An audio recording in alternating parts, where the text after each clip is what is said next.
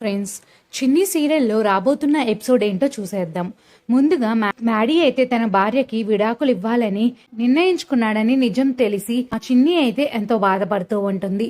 నాకు విడాకులు ఇవ్వాలనుకుంటున్నావని తెలిసింది, అది నిజమేనా అని చిన్ని అయితే మ్యాడీని నిలదీస్తుంది. మ్యాడీ మాత్రం ఏమాత్రం తలబడకుండా నిజమే అని చెప్తాడు. దానితో చిన్ని అయితే కళ్ళెమటి నీళ్లు పెట్టుకొని ఏడుస్తూ ఉంటుంది.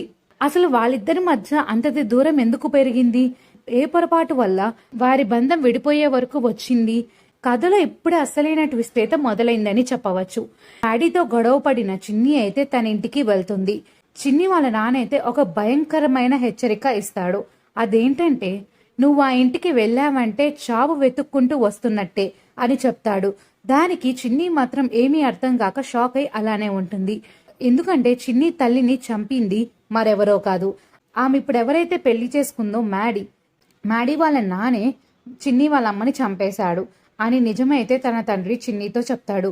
మరి తన తల్లిని చంపిన కొడుకునే పెళ్లి చేసుకున్నానని నిజం తెలుసుకున్న చిన్ని, మరోవైపైతే తన్ని ద్వేషిస్తున్న భర్త, మరోవైపైతే తన తల్లిని చంపిన కుటుంబం, ఈ రెండిటి మధ్య చిక్కుకున్న మన చిన్ని ఏం చేయబోతుంది? తండ్రి మాట విని ఇంటికి దూరంగా ఉంటుందా, లేక అసలు నిజం తెలుసుకోవడానికి అక్కడ వెళ్ళి నిజం తెలుసుకుందా? మరి మీరేమనుకుంటున్నారు? ఈ ప్రశ్నలన్నిటికీ కింద కామెంట్ సెక్షన్లో తెలియజేయండి.